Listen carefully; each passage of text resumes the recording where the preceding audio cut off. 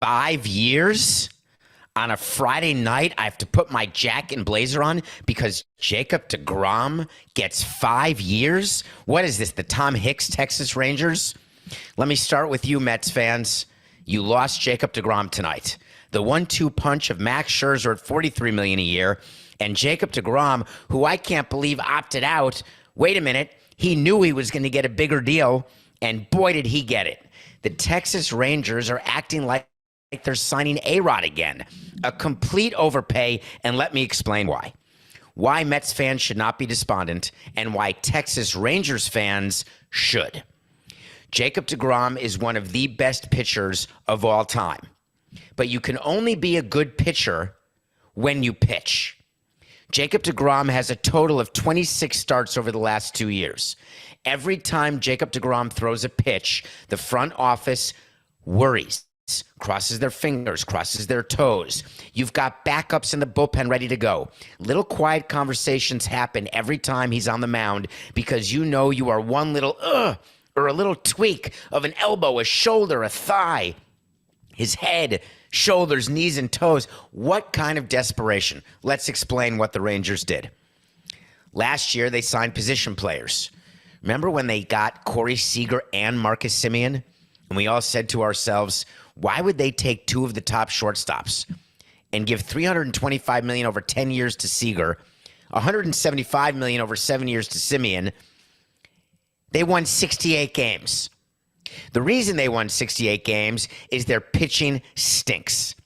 So what do you do if you're Chris Young, the new GM, the newly minted former player, 6'9" GM, president of baseball operations, replacing John Daniels? What do? You say, hey, Ray, that's the owner of the Rangers. Is there any way that you want to make a really big splash and really make some noise in a division that we probably can't win anyway? Let's see if we can steal deGrom. He wants to come here anyway. We know he doesn't love New York. He's more than happy to come to Texas. There's no state tax. His family will be happier here.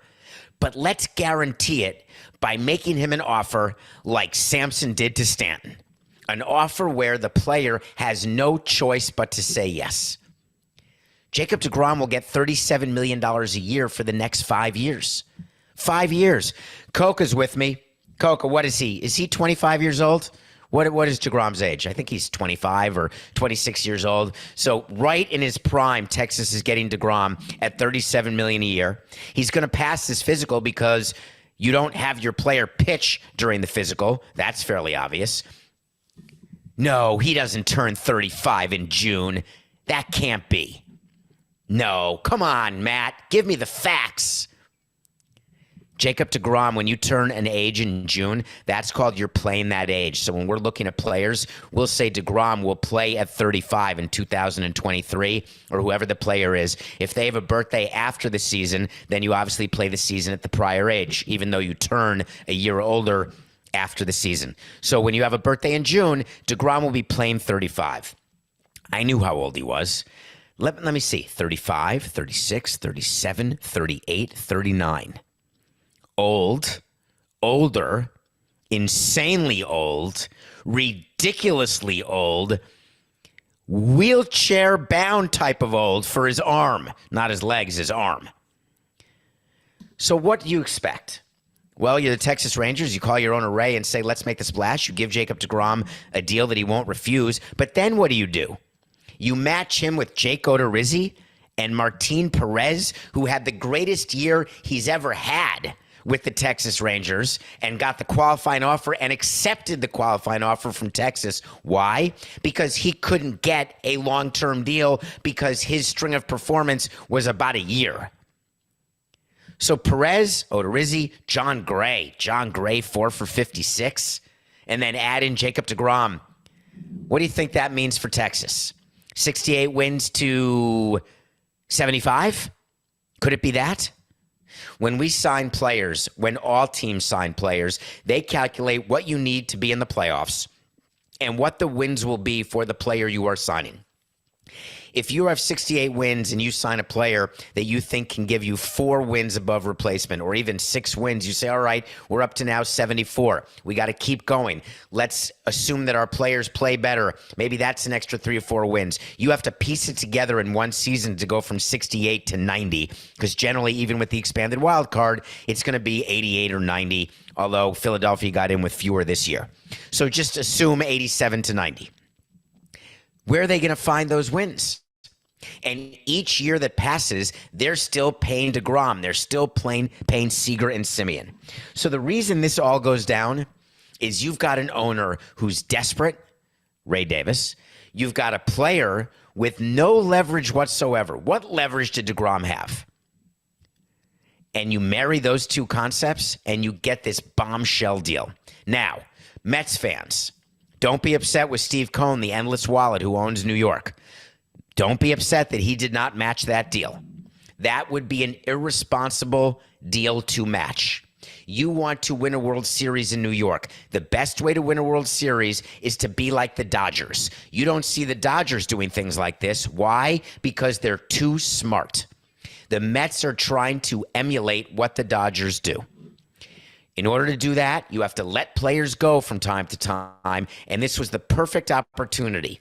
Now, will Steve Cohen feel the pressure from you fans? Will he feel the pressure from Billy Epler saying we're in on all the big names?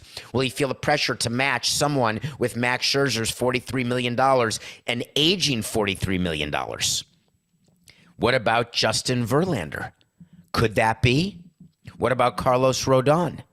Maybe he'll sign with the Mets, though I gave you a way to see that he's not going to be on the Mets because he's demanding way too much money. Maybe Steve Cohen will be desperate and sign him to an overpay, but that's not how to win if you are a fan of the Mets. We used to love when players would get overpaid. Crave it, because how many players can there be on a team? 26? If you have a team run irresponsibly, they don't win. What we hated were the teams who were run responsibly. The Dodgers, even though they have a high payroll. The Rays with the low payroll. The Guardians. Smart front offices who use their resources and win games. The Texas Rangers have never been that. And this signing brings them further to the other camp. It's the camp of losing. And that's the camp that Steve Cohen wants to stay away from, which is why he did not go even crazier to keep deGrom. But if he goes ahead and gives a Scherzer-type deal to Verlander, I won't be upset with him for doing it, because the odds are it would be a 2-year, $86 million deal for Verlander, maybe a shade under Scherzer, and then you can match them up for 2 years if possible. The Texas Rangers, 22 games behind the Mariners last year and 38 behind the Astros. You think that Jacob deGrom gets the Rangers past the Mariners and the Astros? The Mariners got better with Colton Wong today. The Astros got better with Jose Abreu this year. The Astros are way deeper than Texas and way better, which means that you're hoping for a wild card in the expanded playoffs and a chance at a 2 out of 3 series. But you're hamstringing yourself. But Ray Davis, what does he care? I guess he'll just write checks, because there's no way the revenue from Globe Life sustains a payroll of 180 to 200. And the rule is very simple. If you don't have a payroll at least 7 times the highest paid player, you cannot win.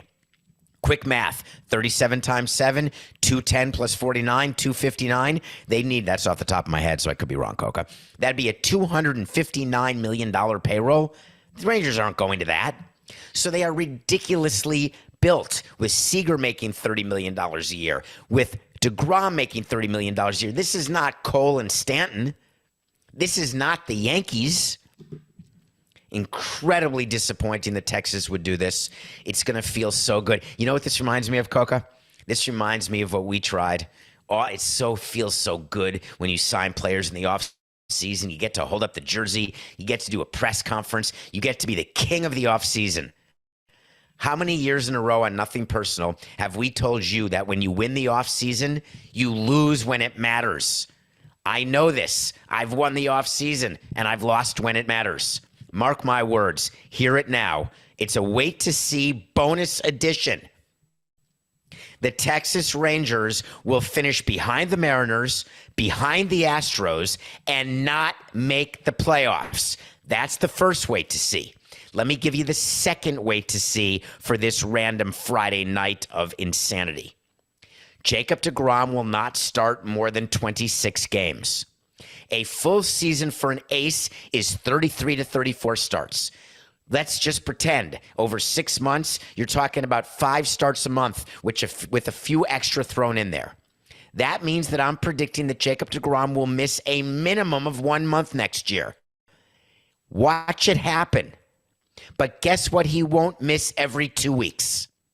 A paycheck. Jacob deGrom to the Texas Rangers. 5 years. Good luck. Hey, it's just business. This is nothing personal.